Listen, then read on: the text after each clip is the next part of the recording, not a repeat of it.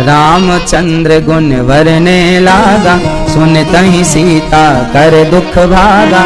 जैसी राम कथा सुनाई सीता माँ का सारा दुख, सीता माँ का दुख कब दूर हुआ? जब सीता माँ को कथा सुनाई गई। इस संसार में एक कथा ही है जो प्राणी के प्रत्येक दुख को दूर कर सकती है। जो कथा से वंचित हैं वो दुखी हैं, जो कथा से जुड़े हैं वो बहुत सुखी हैं। सुखी होना है तो कथाओं से अपने आप को जोड़ के रखिए। हनुमान जी को अमरता का वरदान किसने दिया?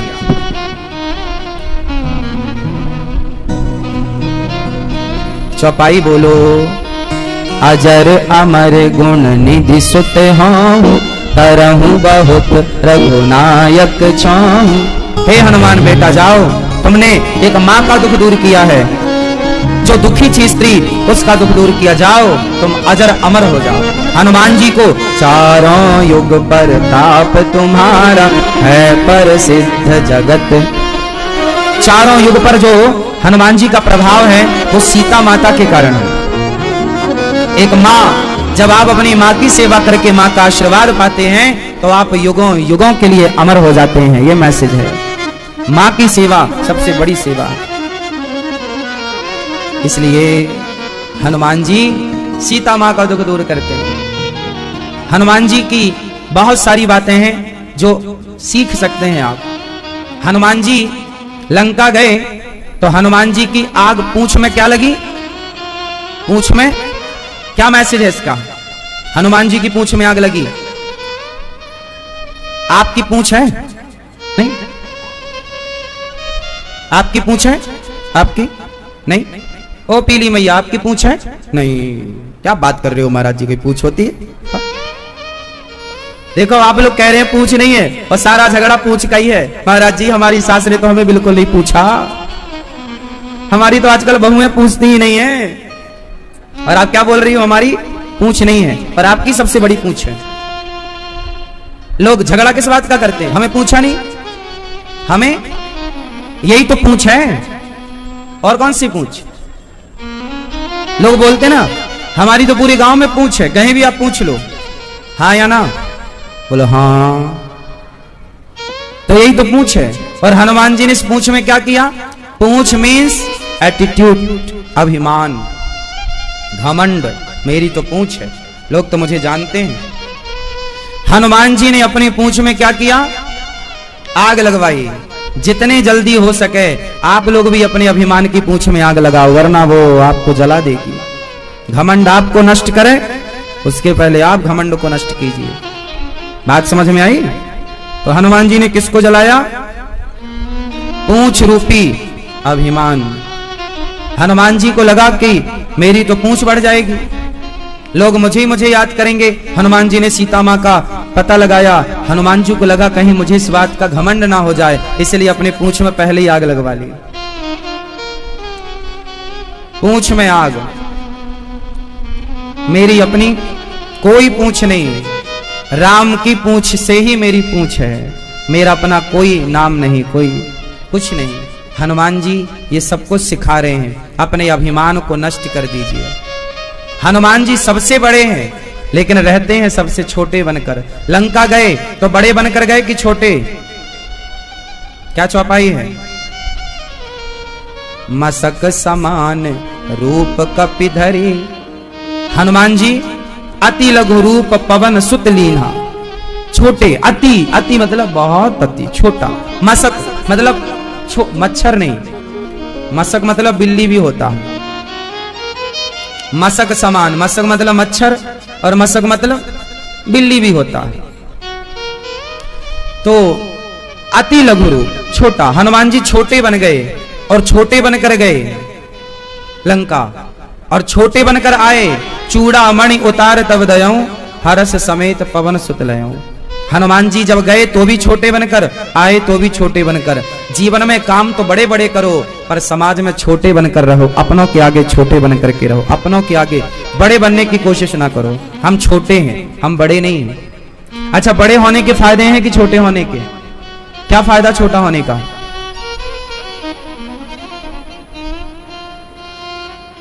बड़े होने के क्या नुकसान? बछड़े जब बड़े होते हैं तो उन्हें क्या बोला जाता है? बैल। बछड़े जब बड़े होते हैं तो क्या बोला जाता है? बैल। और बछड़े जब बछड़े होते हैं तो उन्हें बछड़ा बोला जाता है। और बैल खाते हैं भूसा और बछड़े पीते हैं, तो छोटे बछड़े पै पिए, बड़े हों भूस खाएं। छोटे होने का फायदा यह है, छोटे रहोगे सबका लाड़ प्यार मिलता रहेगा, बड़े हो जाओगे तो भूसे से लग जाओगे, कुछ ना मिलेगा। लोग कहेंगे तुम तो बड़े हो, तुम तो समझदार हो, तुम तो सबको लेके चलने वाले हो, तुम ही ऐसा करोगे तो कैसे काम चलेगा? तो बड़े होने के बहुत नुकसान है, छोटे होने के बहुत फायदे हैं। इसलिए घर में परिवार में छोटे बन के रहा जाए, बड़े बनकर नहीं। मैया सही है, बड़े ना बनो, छोटे बनो। हनुमान जी की मां का नाम क्या है? और हनुमान जी की नानी का नाम?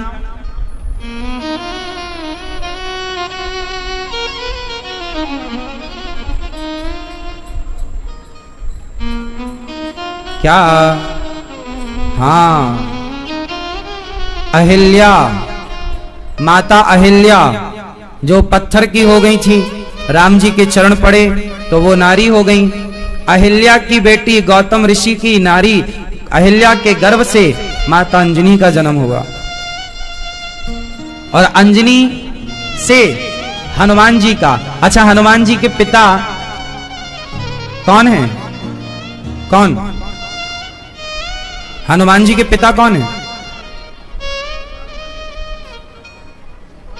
मारुति नंदन, पवन पुत्र, केसरी नंदन, शंकर सुवन। कितने हो गए? 4 हो गए। अब कैसे तुम निष्कर्ष में पहुंचोगे? यही चौपाई नहीं, एक नाम नहीं है। पवन पुत्र, शंकर सुवन, 2 यही है। शंकर अलग है, पवन अलग है। केसरी नंदन। अब उलझ गई ना बात? सुलझाएं? सुलझाएं? बोलो हाँ मैया।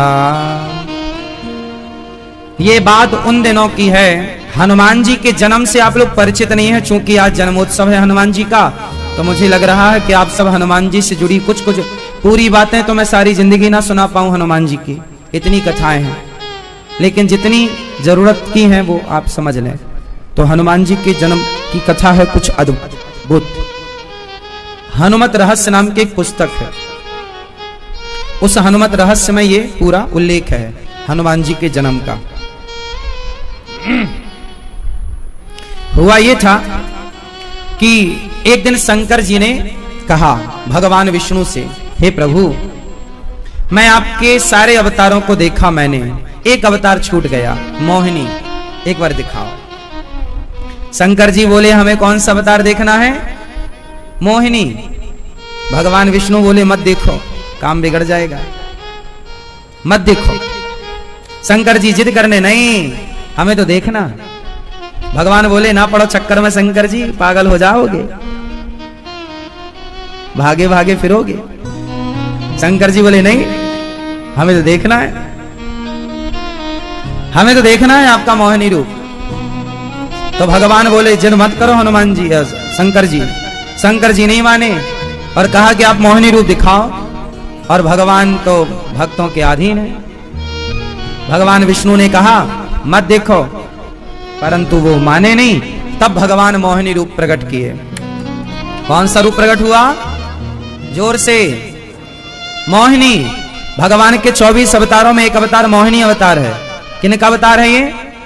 भगवान श्रीमन नारायण का। विष्णु भगवान मोहिनी बनकर आए, और जब मोहिनी बने तो शंकर जी ने मोहिनी भगवान को देखा तो इतने सुंदर थे मोहिनी भगवान कि शंकर जी दौड़ पड़े मोहिनी भगवान को पाने के लिए। आहा हा, बहुत सुंदर है। और जब मोहिनी भगवान को देखा शिव जी ने, तो भगवान शिव कामांध हो गए। जब कामांध हुए तो भगवान शिव का तेज गिर गया, और जैसे शिव का तेज निकला तो वो पृथ्वी पर गिरता तो पृथ्वी सह ना पाती शिव के उस तेज को, उस शिव के परम दिव्य प्रभाव को, तो भगवान मोहिनी ने अपने विष्णु स्वरूप में आकर प्रभु ने फिर अपना विष्णु रूप धारण किया और शिव का गिरता हुआ वह तेज जो पृथ्वी पर गिरता तो पृथ्वी नष्ट हो जाती, भगवान विष्णु ने अपने हाथ में धारण किया। अब शिव जी का तेज था भगवान विष्णु के हाथों में। अब तब तक शिव जी का रूप ठीक हो गया, काम समाप्त हो गया। अब शिव जी बोले प्रभु क्षमा कीजिए, अपराध हो गया। भगवान बोले कोई बात नहीं, चलो अब ये बताओ इसे कहां पहुंचाएं। तो पता लगा कि किसी संत ने अंजनी से कह रखा था कि तुम्हें कुंवारे में बच्चा पैदा हो जाएगा। तो अंजनी मां ने अपने आप को एक गुफा के अंदर बंद कर रखा था, किसी पुरुष को देखूंगी ही नहीं। तो शंकर जी और भगवान विष्णु दोनों अंजनी मां के पास गए। वो गुफा के अंदर थे। कहा कि बड़ी प्यास लगी है, कुछ पानी मिलेगा? अंजनी मां बोली पानी मिलेगा, पर मैं किसी पुरुष को देखूंगी नहीं, आप वहीं से अपना पानी पी लीजिए, मैं अंदर से यहां पानी डाल रही हूं। गुफा थी, धार रही होगी, अंदर से पानी डाला, आप बाहर पी लो, ठीक है। पर ये बताओ तुमने गुरु मंत्र लिया है? नहीं महाराज, गुरु मंत्र तो नहीं लिया। तो फिर पहले मंत्र लो, कान आगे करो। तो माता अंजनी को वह शिव जी का तेज कान के माध्यम से, वायु देवता के सहयोग से, चूंकि वायु का काम पड़ेगा, तो वह हाथ में रखा हुआ तेज वायु के द्वारा वह माता अंजनी के कानों से गर्भ में स्थापित किया गया और माता अंजनी गर्भवती हुई। वो शिव जी का तेज था। फिर केसरी से माता अंजनी का विवाह हुआ। किससे विवाह हुआ? अब देखो तीनों को जोड़ दो। शंकर जी का तेज गया तो शंकर सुवन, पवन के द्वारा गया तो पवन पुत्र, केसरी से विवाह हुआ माता अंजनी का तो केसरी नंदन, इसलिए शंकर सुवन पवन पुत्र केसरी नंदन, तीनों एक साथ। क्योंकि शंकर, अब कोई पूछे कि हनुमान जी शंकर जी के अवतार कैसे, तो शंकर जी के तेज से ही हनुमान जी उत्पन्न हुए, इसलिए शंकर सुवन पवन के द्वारा। इसलिए जब हनुमान जी संजीवनी बूटी लाए लक्ष्मण जी के लिए, तो भरत जी ने बाण मारा, बोलो हाँ। तो जब बाण मारा तो हनुमान जी नीचे गिर गए, बोलो हाँ। मैया सोलो मेरी मां।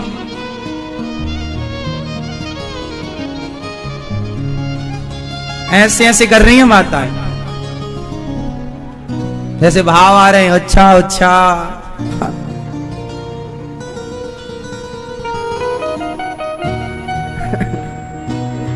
मैया सुनो, तो हनुमान जी माता अंजनी के पुत्र बने। अब यहां एक बात समझनी है कि हनुमान जी शंकर सुवन तो हैं। जब अयोध्या में भरत जी ने बाण मारा तो हनुमान जी नीचे गिर गए। जब बताओ हनुमान जी नीचे गिरे तो जो पहाड़ हाथ में था वो कहां चला गया? आप बताओ। हनुमान जी तो नीचे गिर गए, बाण मारा और नीचे गिरे, वो पहाड़ भी नीचे गिरा होता तो सारे लोग दब के मर ना जाते। पहाड़ इतने ऊपर से गिरता तो वही कई टुकड़े हो जाता। कहां गया था पहाड़? भाई अब वो तो मूर्छित होके गिर पड़े, हनुमान जी तो हाथ में कैसे रहेगा? हनुमान जी तो मूर्छित होके गिरे और हनुमान जी के पास भरत जी गए, कहां हो, कौन हो? वहां तो कोई पहाड़ था नहीं, कहां चला गया? हाँ हाँ हाँ, ऊपर ही था पहाड़। किसने पकड़ा? हनुमान जी के पिता ने, पवन देव। ऊपर ही रखा, जैसे बादल ऊपर ही रहते हैं, जैसे बादल ऊपर ही रहते हैं, ऐसे हनुमान जी ने पहाड़, जब नीचे हनुमान जी गिरे तो पवन देव ने पहाड़ को ऊपर ही थाम रखा। इस तरह हनुमान जी का जन्म हुआ और हनुमान जी राम जी के दास हैं। सोचिए, जब हनुमान जी महाभारत हुआ तो उस ध्वजा पर, अर्जुन वाले रथ के ध्वजा पर हनुमान जी विराजे थे। तो सारे अवतारों में हनुमान जी, माता सती, एक बार शिव जी माता सती को लेकर गए कथा सुनाने अगस्त जी के पास। मैया लुढ़क मत जाना मेरी माँ, मैया क्यों सो रही हो मेरी माँ।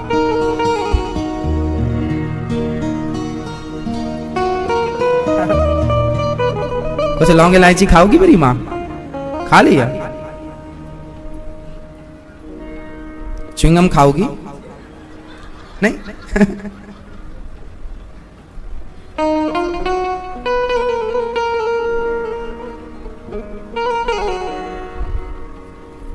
सुनो, एक दिन शंकर जी माता सती को लेके कथा सुनाने गए। कहां गए कथा सुनाने? कथा सुनाने गए अगस्त जी के पास। खूब बढ़िया कथा हुई, कथा सुनी माता सती ने। अब कथा सुन के जब वापस आए तो वहां राम जी सीता मां को खोज रहे थे। हे सीते कहां हो, कहां हो? माता शंकर जी ने प्रणाम किया, जय हो मेरे रघुनंदन, अच्छी लीला कर रहे हो आप। पर माता सती को वहां पर संदेह हो गया, ये कैसे भगवान? क्यों? आप भगवान होते तो अपनी पत्नी को ढूंढ ना लेते?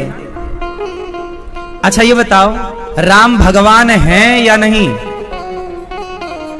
हाँ या ना? मैया ओ मेरी प्यारी मां, राम भगवान हैं या नहीं? हैं?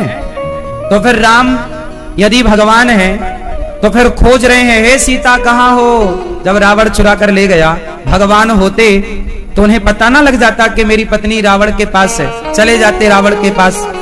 तो फिर उन्हें पता क्यों नहीं लगा? क्यों नहीं लगा? ये भैया बताएंगे, दाढ़ी मूछ वाले। लीला आप बताओ मामा। हाँ क्या मनुष्य की लीला थी? आप बताओ क्यों नहीं पता लगा राम जी को कि मेरी पत्नी कहां? राम जी क्यों पागलों की तरह ढूंढ रहे? हे सीता, हे सीता, हे खगमृग, हे मधुकर श्रेणी, क्या तुमने देखी है? तो ये बात सती माता क्यों नहीं समझी? आप लोग देख कितने समझदार हैं, आप सब समझ रहे हैं। तो बताओ माता सती क्यों नहीं समझी? शंकर जी ने श्राप दिया था, आप थी वहां पर जब श्राप मिला था?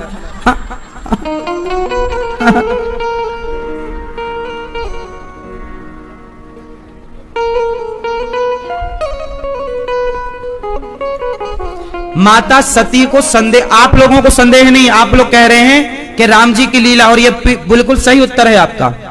परंतु जब आप जैसे, हम जैसे सामान्य प्राणी ये समझ रहे हैं कि ये राम की लीला है, तो माता सती शिव की पत्नी होकर इतनी सी बात क्यों नहीं समझ पाई? जो बात आप समझ गए, आज की लड़कियां समझ पाई, आज के लड़के समझ रहे हैं, आप और हम उनके सामने क्या है? जब हम और आप समझ रहे हैं कि ये राम की लीला है, वो भगवान है पर लीला रच रहे हैं, और ये बात शंकर जी भी समझ रहे हैं, समझा रहे हैं देवी ये लीला, तो सती क्यों नहीं समझी?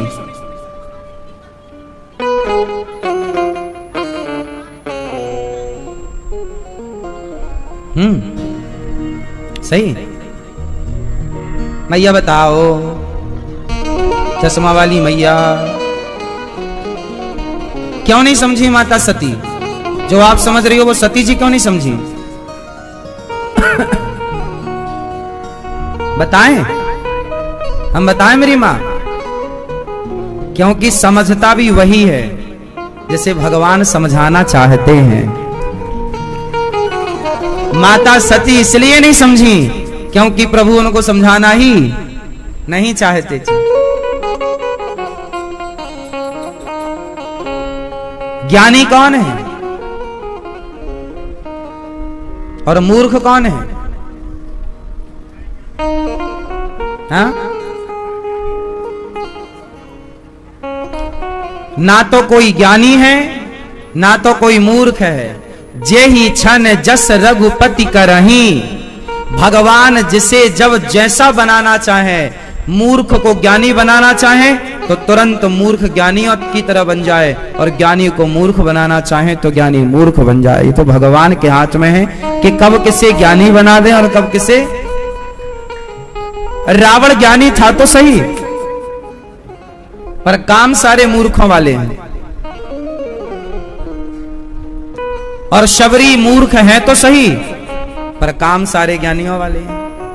शबरी कब शबरी काशी को धाई, कब पढ़े आई गीता, साचे मन के मीता रघुवर साचे मन के मीता। कब शबरी, कब बताओ, रावण ज्ञानी है कि शबरी? जोर से, जोर से। रावण ज्ञानी है ना? सब लोग तो बोलते रावण पंडित है, ज्ञानी है। हाँ, रावण ज्ञानी है, लेकिन रावण का ज्ञान बुद्धि मारी गई, क्योंकि जे ही छन जस रघुपति करें। कोई ज्ञानी मूर्ख नहीं, जिसको गोविंद जब जैसा बनाए। ध्रुव जी महाराज बिल्कुल अनपढ़ थे, 5 साल के बालक, पर भगवान ने स्पर्श करा दिया शंख का गाल पर, तो ध्रुव जी महाराज ज्ञानी हो गए। मूकम करोति वाचालम पंगुम लंघयते गिरिम यत् कृपा तमहम वंदे परमानंदम माधवम। जब भगवान कृपा करते हैं तो गूंगा बोलता है और लंगड़ा पहाड़ लांघ जाता है। जब भगवान कृपा करते हैं तो गूंगा बोलता और लंगड़ा पहाड़ लांघ जाता है।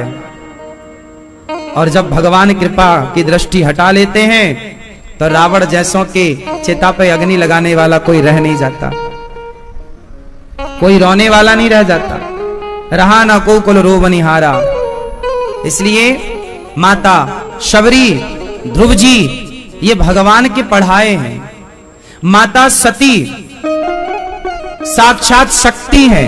अरे माता सती की ही तो हम सब पूजा कर रहे हैं। 52 शक्तिपीठ क्या है? माता सती ही है। वो माता सती जिनकी आप और हम पूजा करते हैं। 52 शक्तिपीठ, चाहे ज्वाला मां हो, काली हो, केला हो, कोई भी, कामाख्या हो, सारी मां वो 52 शक्तिपीठ में ही समाई है। वो मां भगवती जिनकी आप और हम आराधना करते हैं, वो राम को ना समझ पाई।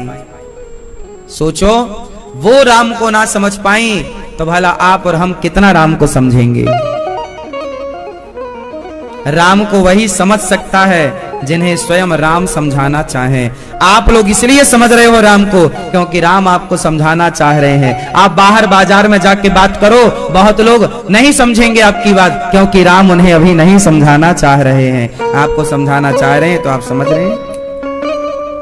अभी भी बहुत सारे लोग कहते हैं कि राम भगवान नहीं है, ये वही तो हैं जिन्हें राम अभी तक समझाना चाहे ही नहीं। माता सती परीक्षा लेने गई, क्या बनकर गई?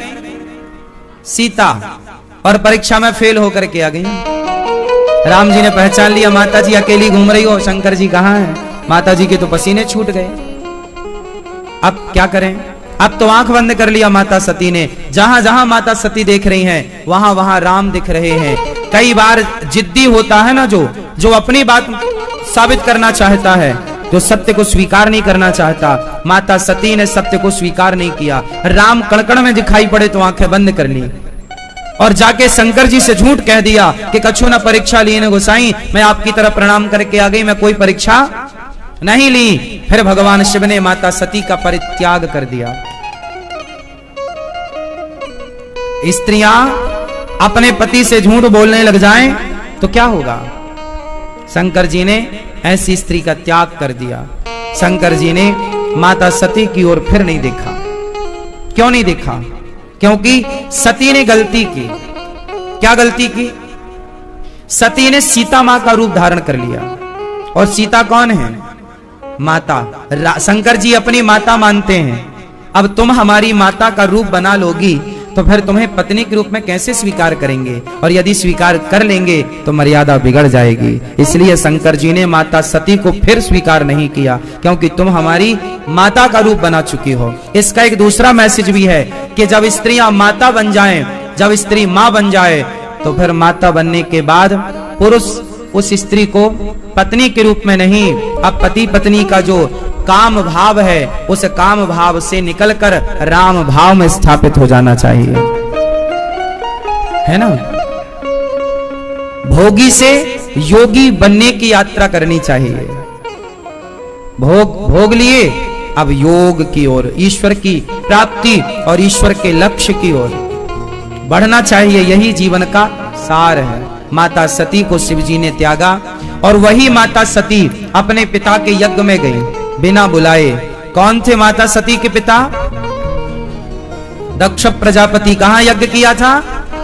कनखल में। सबको बुलाया था दक्ष ने, पर शिव जी को नहीं बुलाया। और उस यज्ञ में माता सती गई और जल करके कौन सी अग्नि में जली? योग अग्नि में। कौन सी अग्नि? योगाग्नि। अपने योग के बल पर अपने शरीर को जलाया माता सती ने। योग के बल से इतनी गर्मी पैदा की कि वो शरीर जल गया। उस जलते हुए शरीर को शिवजी लेकर दौड़े और जहां जहां माता सती का वो जलता हुआ शरीर गिरा, वह एक एक शक्तिपीठ बन गई। 52 जगह पर माता सती के अंग गिरे, जिसमें 51 शक्तिपीठ तो भारत में ही पहले पाकिस्तान था, बंटवारा हुआ तो हिंगला शक्तिपीठ पाकिस्तान तरफ चली गई। क्योंकि वो वहीं थी, बंटवारे में वो भूमि पाकिस्तान के कब्जे में चली गई, तो वो शक्तिपीठ भी पाकिस्तान के कब्जे में चली गई। हिंगला शक्तिपीठ। 51 शक्तिपीठ भारत में। फिर वीरभद्र को प्रकट किया शिव जी ने। दक्ष के यज्ञ का विध्वंस हुआ। फिर बकरे का सिर लगाया गया और दक्ष के यज्ञ को पूरा किया गया। फिर सती माता पार्वती बनकर आई, और पार्वती बनकर जब आई तो माता सती ने पार्वती बनकर 10,000 वर्षों तक तपस्या की। क्या खाकर? बिल्व पत्र खाकर। इसलिए माता पार्वती जब बिल्व पत्र खाकर तप करती हैं, तो शिवजी ने कहा कि तुम बिल्व पत्र खाकर तप की हो, अब मैं भी बिल्व पत्र ग्रहण करूंगा। तब से शंकर जी पर बिल्व पत्र चढ़ाई जाने लग गई। 10,000 वर्षों तक घोर तपस्या की माता पार्वती ने, तब जाकर शिव जैसा पति उन्हें प्राप्त हुआ। इसलिए अच्छा पति चाहिए तो स्त्री को अच्छी तपस्या करनी होगी। अच्छी स्त्री चाहिए तो पुरुष को भी अच्छी तपस्या करनी होगी। अच्छा पुत्र चाहिए तो माँ बाप को भी अच्छी तपस्या करनी होगी। बिना तप के कुछ नहीं मिलता। आजकल तप रहा ही नहीं, इसलिए अब अच्छा कुछ नहीं मिल रहा है। ना अच्छी पत्नी, ना अच्छा पति, ना अच्छा पुत्र। भगवान शिव ने माता पार्वती से विवाह किया और पार्वती हिमालय की बेटी बनकर आई और हिमालय की पुत्री बनी और शिव पार्वती का विवाह संपन्न हुआ। अच्छा बताओ, शिव जी बैल पर क्यों चढ़े हैं? अर्थात बैल का वाहन क्यों स्वीकार करते हैं? बैल पर क्यों चलते हैं शिव जी? आप बताओ। शिव जी का वाहन बैल क्यों है? स्ट्रॉन्ग होता है। स्ट्रॉन्ग तो बहुत होता है, शेर भी स्ट्रॉन्ग है और भी भैंसा तो और स्ट्रॉन्ग है। मैया कर लो, पंचायत कर लो, चलो। शंकर जी का वाहन बैल क्यों?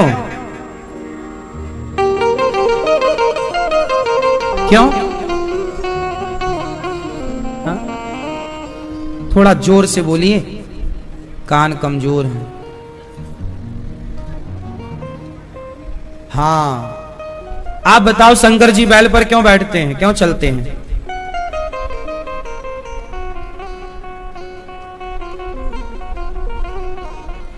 नहीं, गुस्सा हो क्या? पीछे वाली मैया, लाल साड़ी वाली मेरी माँ, ओ मैया सो रही हो मेरी माँ? पीछे वाली मैया, लाल साड़ी वाली, बताओ शंकर जी का वाहन बैल क्यों? हाँ, क्योंकि बैल धर्म का प्रतीक है। बैल किसका प्रतीक है? जोर से, धर्म का। और धर्म के चरण कितने होते हैं? 4। कौन कौन? सत्य, दया, दान और तप। धर्म के 4 चरण होते हैं और बैल मतलब क्या? गाय को माता माना गया। गाय किसका स्वरूप है? पृथ्वी का। गाय किसका स्वरूप है? जब जब पृथ्वी भगवान के पास जाती है अपना दुख रोने, तो पृथ्वी गाय बनकर के जाती है कि हे मां, हे प्रभु, मैं बहुत दुखी हूं पापियों के पाप से। इसलिए राम का जन्म जब हुआ, कृष्ण का जन्म जब हुआ, तो जन्म होने के पहले पृथ्वी गाय बनकर गई। हे प्रभु, पापियों के पाप से मैं दुखी हूं। पृथ्वी का भार बढ़ जाता है ना, तो गाय बनकर जाती है, रोती है। तब भगवान आते हैं, विप्रधेनु सुर संत हित लीन मनुज अवतार। हाँ या ना? तो भगवान किसके लिए अवतार लेते हैं? गाय की रक्षा के लिए, धर्म की स्थापना के लिए, भक्तों की रक्षा के लिए। तो पृथ्वी गाय है और धर्म बैल प्रतीक है। जैसे अभी आपने सुना, अभी हमारी देश के प्रधानमंत्री जी ने एक नई संसद भवन बनवाई। बोलो हाँ। उस नई संसद भवन में आपने एक चीज का नाम सुना होगा, सेंगोल की स्थापना की वहां पर। सेंगोल का नाम सुना? क्यों जी, सेंगोल का नाम सुना? नहीं, व्हाट्सएप से फुर्सत ही नहीं है।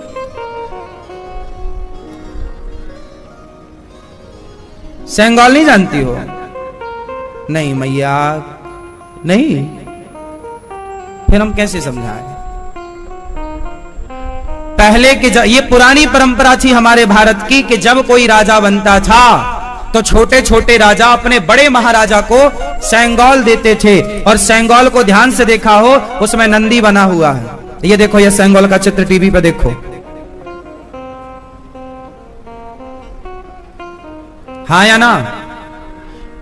इसमें क्या बने हैं? नंदी। और ये सेंगोल एक बड़े राजा को दिया जाता था। क्यों? क्योंकि यह नंदी धर्म का प्रतिनिधित्व करता है, प्रतीक है जोर से धर्म का।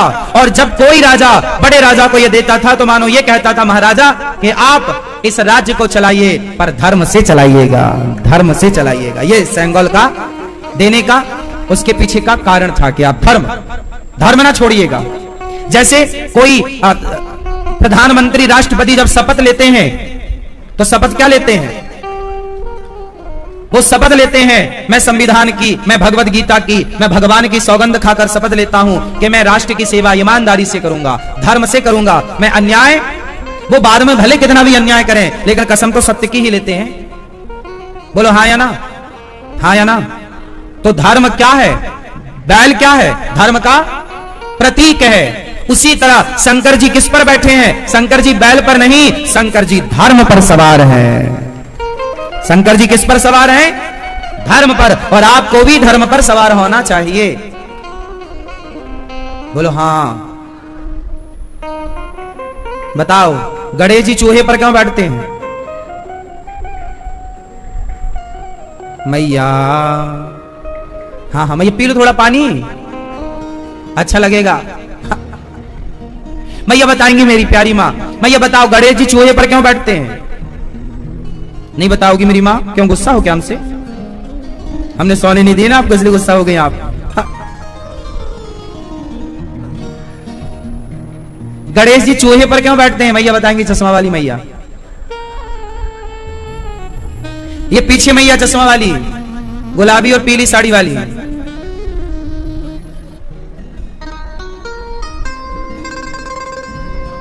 बताओ मेरी मां। गणेश जी हैं बुद्धि के देवता। बोलो हाँ, हैं? गणेश जी हैं बुद्धि के देवता। और चूहा है, कुछ भी कुतरता रहता है। चूहा है तर्क। तर्क समझते हैं? तर्क समझते हैं? नहीं समझते। तुम क्या क्या बताएं? क्यों मैया, कुछ नहीं सिखाया तुमने? हाँ, तर्क क्या है? भगवान होते हैं तो दिखते क्यों नहीं? ये तर्क है। क्वेश्चन, क्रॉस क्वेश्चन, तर्क होता है। क्रॉस प्रश्न, हमने कहा ईश्वर है तो आपने तुरंत प्रश्न किया ईश्वर है तो देखते क्यों नहीं? ये तर्क है आपका। तर्क किसे? यही तर्क है। जिज्ञासा, टीचर से बहुत सारे क्वेश्चन करता है बच्चा, ऐसा है तो ऐसा क्यों, ऐसा है, इसे ये तर्क है। क्रॉस क्वेश्चन तर्क है। बात समझ में आई? थोड़ा हिंदी भी जाना करो। कहां तक तुम्हारे लिए हम इंग्लिश के सेंटेंस याद करें? हम ठहरे शुद्ध भारतीय। तो बात समझने की है। गणेश जी हैं बुद्धि के देवता और चूहा है तर्क का प्रतीक। तर्क का अब जरा आप जितने समझदार लोग हैं समझ जाएंगे, बुद्धुओं की बात नहीं करता मैं। गणेश है बुद्धि और चूहा है तर्क, तो बुद्धि हमेशा तर्क पर ही सवार होती है। बुद्धि हमेशा, जो बच्चा तार्किक है वो बच्चा होशियार है। जो बच्चा बहुत सारे क्वेश्चन करता है माँ से, बाप से, टीचर, माँ ऐसा क्यों, माँ ऐसा क्यों, माँ भगवान है तो दिखते क्यों नहीं, माँ ये फूल लाल क्यों है, माँ ये पानी ऐसा क्यों है, माँ ये ऐसा क्यों, मिर्ची तीखी क्यों होती है, माँ ये ऐसा क्यों, टीचर से ये 2 2 4 ही क्यों होता है, 6 दूनी 12 ही क्यों होता है, ये क्यों होता, ये इतने सारे क्वेश्चन करने वाला बच्चा तार्किक है और यही बुद्धिमान है। जिसके अंदर तर्क नहीं है वो बुद्धिमान।